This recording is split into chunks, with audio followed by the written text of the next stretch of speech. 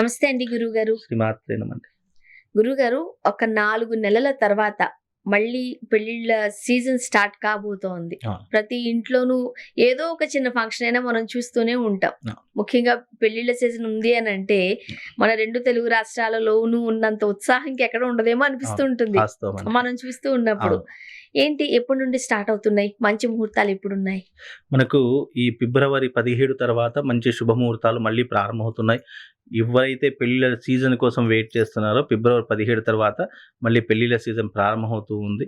కాబట్టి మంచి ముహూర్తాలు అంటే ప్రతి ఒక్క దానికి ఇప్పుడు చాలా మందికి మంచి ముహూర్తాలు కావాలి. ఇల్లు కట్టుకోవాలన్నా, ఇల్లు హ్మ్. కొనుక్కోవాలనుకున్నా, రిజిస్ట్రేషన్ చేసుకోవాలన్నా చాలామంది మంచి రోజుల కోసం వెయిట్ చేస్తూ ఉంటారు. పెళ్ళిళ్ళ కోసమైనా సరే. అలాంటి మంచి ముహూర్తాలు మనకు ఫిబ్రవరి 17వ తారీఖు నుంచి ప్రారంభం అవుతున్నాయి. ఫిబ్రవరి 17 తర్వాత ముహూర్తాలు కావచ్చు, ఉపనయనాలు కావచ్చు, గృహప్రవేశాలు లాంటివి కావచ్చు, అన్నీ కూడా చేసుకునేటటువంటి అవకాశం ఫిబ్రవరి 17వ తారీఖు నుండి మనకు మంచి రోజులు, మంచి ముహూర్తాలనేటటువంటివి ప్రారంభమవుతున్నాయండి. ముఖ్యంగా మంచి రోజులు మొదలు అవుతున్నప్పుడు కొన్ని జాగ్రత్తలు తీసుకోవాలని చెబుతూ ఉంటారుగా. అవునండి. ఎలాంటి జాగ్రత్తలు? మంచి ముహూర్తాలన్నప్పుడు మనం తీసుకునేటటువంటి నిర్ణయం చాలా ఆచితూచి తీసుకోవాలి. హ్మ్. ముఖ్యంగా ఈ మంచి రోజుల్లో మనం సత్కర్మలు చేసుకోవడంతో పాటు, మంచి రోజుల్లో మనం ఎలాంటి మంచి పని ప్రారంభం చేయొచ్చు. చాలామంది వ్యాపారస్తులు కూడా లేదు అనంటే గనక పెట్టుబడులు పెట్టేటటువంటి విషయాల్లో కూడా చాలామంది జాగ్రత్తలు తీసుకుంటారు. ఇప్పుడు మంచి రోజులు లేవు. మంచి రోజుల్లో చూసుకొని మనం ముహూర్తం ప్రారంభం చేసుకుందాము.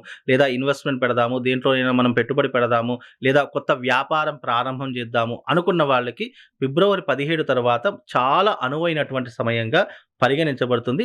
మళ్ళీ వాళ్ళు తీసుకోవాల్సిన జాగ్రత్త ఏంటంటే వాళ్ళ జాతక ప్రకారము, వాళ్ళ యొక్క గ్రహస్థితి ప్రకారము మనం ఏ బిజినెస్ పెడితే బాగుంటుంది, లేదా ఏ దాంట్లో ఇన్వెస్ట్‌మెంట్ పెడితే బాగుంటుంది.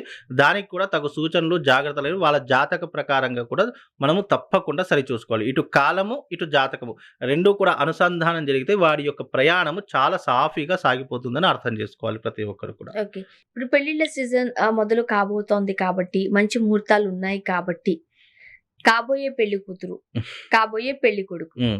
వాళ్ళు ఎలాంటి జాగ్రత్తలు తీసుకోవాలి? ముఖ్య ఎలాంటి పూజలు చేయాలి? అయితే ముఖ్యంగా ఇక్కడ ఎవరికైతే వివాహం కావట్లేదో, ఇప్పుడు ఫిబ్రవరి 17 తర్వాత వివాహం కావాలి అనుకున్నటువంటి వాళ్ళు తప్పకుండా వివాహ కామేశ్వరి అనేటటువంటి వ్రతం ఉంటుంది.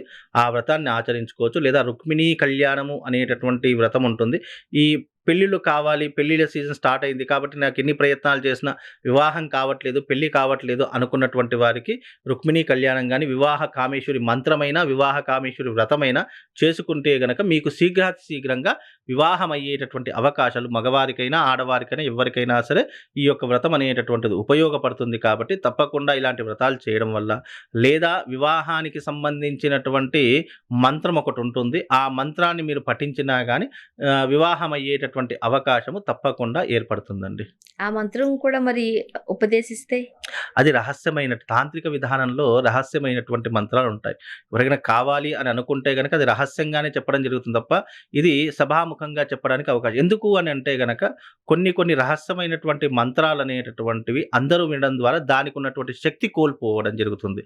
ఎందుకు ఇలాంటివి రహస్యంగా ఉంచుతారు అనంటే గనక, ఎవరైతే సాధన చేసేటటువంటి వ్యక్తులుంటారో వాడి చెవిన మాత్రమే మనకు పడాలి. ఎందుకంటే, మనం ఉపనయన సమయాల్లో కూడా గాయత్రి మంత్రం కూడా రహస్య మంత్రమే కాబట్టి మనకేం చెప్తారంటే చెవులలో గాయత్రి మంత్రం చెప్తారు. హ్మ్. ఎందుకు నలుగురు వినకూడదు. అది రహస్యమైనటువంటి మంత్రము. ఎవరైతే దానికి అర్హత పొందగలిగినటువంటి వారుంటారో వాళ్ళు మాత్రమే ఆ మంత్రాన్ని ఉచ్చారణ చేయాలి అనేటటువంటి కొన్ని పద్ధతులుంటాయి. మంత్రానికి గాని, తంత్రానికి గాని, యంత్రానికి గాని తప్పకుండా పద్ధతులనేటటువంటివి పాటించాలి. పాటించకపోతే ఆ మంత్రం యొక్క శబ్దం మారిపోతుంది. మంత్రం యొక్క అర్థం మారిపోతుంది.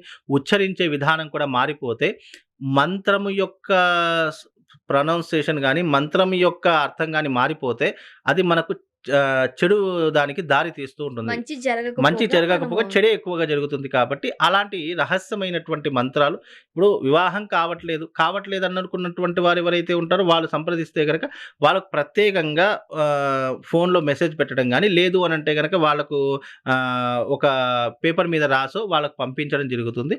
అలా చెప్పడం జరుగుతుంది తప్ప, ఈ రహస్యమైనటువంటి మంత్రం అది ఎందుకు అంటే వివాహ కామేశ్వరి మంత్రం అనేటటువంటిది రహస్యమైనటువంటి మంత్రం అని శాస్త్రంలో చెప్పడం జరిగింది. కొన్ని కొన్ని మంత్ర శబ్దాలనేటటువంటివి ఎవరైతే అర్హత కలిగినటువంటి వారు ఉంటారో వాళ్ళకు మాత్రమే చెప్పాలి తప్ప ఇతరులకు చెప్పకూడదు అని శాస్త్రం. ఎందుకంటే ఇది 2 రకాలుగా పనిచేస్తుంది. అంటే ఒక స్త్రీని వశం చేసుకోవడానికి పనిచేస్తుంది. అలాగే వివాహానికి దారి తీసేలాగా కూడా పనిచేస్తుంది. దీనికి 2 అర్థాలుంటాయి. కాబట్టి ఇది ఎవరైనా చెడుకి కూడా ఉపయోగించేటటువంటి అవకాశం ఉంటుంది కాబట్టి ఈ మంత్రాన్ని రహస్యంగా ఉంచడమే చాలా మంచిదండి. గురువుగారు, ఒక్కొక్కరికి ఒక్కొక్క రీజన్‌తో వివాహం కాదు. అవును. కొంతమందికి కుజ దోషం ఉంటుంది. అవునండి. కొంతమందికి జాతకంలో లోపం అవును. ఉంటుంది. అవును. మనం మాట్లాడుకుంటూ ఉంటాం. అవును. బట్ ఈ మంత్రం అనేది అందరికీ ఒకటే ఉంటుందా? లేకపోతే వాళ్ళ జాతకానికి సంబంధించో, లేకపోతే వాళ్ళకున్న దోషానికి సంబంధించో ఈ మంత్రాలు మారతాయా? లేదండి. మంత్రం ఎప్పుడైనా ఒకే రకంగా ఉంటుంది. ఒకే రకంగా ఉంటుంది. అందరికి ఒకే రకంగా పనిచేస్తుంది. మంత్రం ఎప్పటికీ మారదు.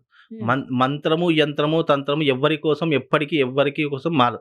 జాతకం మారుతుందేమో గానీ మంత్రం ఎప్పటికీ మారదు. ఇప్పుడు జాతకంలో మనము జాతకంలోనే లోపముంచుకొని మనం ఇక్కడ ఇది చేసామనుకోండి ఫలించదు. ఫస్ట్ జాతక విశ్లేషణ చూడాలి. జాతకంలో ఏదైనా లోపం ఉందా ఫస్ట్ దానికి మనం రెమెడీ చేసుకోవాలి తప్ప, మనము వివాహం కావట్లేదు కదా అని చెప్పేసి ఇది మంత్ర జపం చేస్తే కుదరదు. ఎందుకంటే జాతకంలో లోపం ఉంచుకొని ఇప్పుడు మన శరీరంలో రోగం ఉంచుకొని నాకు రోగం తక్కువ కావాలంటే తక్కువ కాదు. కాబట్టి దానికి తగినటువంటి ట్రీట్మెంట్ ఎలాగైతే తీసుకుంటామో దీనికి కూడా జాతకంలో కుజదోషం ఉందా? కాలసర్ప దోషం ఉందా?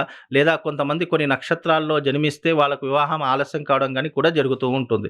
కాబట్టి ఎవరికైతే వివాహం ఆలస్యం అయ్యేటటువంటి చర్యలు జరుగుతున్నాయో ఒక్కసారి జాతక పరిశీలన చేసుకోవాలి. జాతకంలో ఏ లోపం లేదు. అన్ని రకాలుగా బాగుంది. అయినా పెళ్లి కావట్లేదు అనంటే గనక కర్మ ఫలితంలో ఏదో లోపం జరగడం కావచ్చు. లేదు అనంటే గనక సరైనటువంటి శ్రద్ధ చూపకపోవడం కావచ్చు. లేదు అనంటే ఈ శరీరంలోనే ఏదో లోపం ఉండొచ్చు అనేటటువంటి తత్వం కూడా ఒకసారి చూసుకోవాలి. అన్నీ కూడా చూసుకున్న తర్వాతనే మనం ముందుకు వెళితే ఆ పని అనేటటువంటిది సక్సెస్ అవుతుందండి.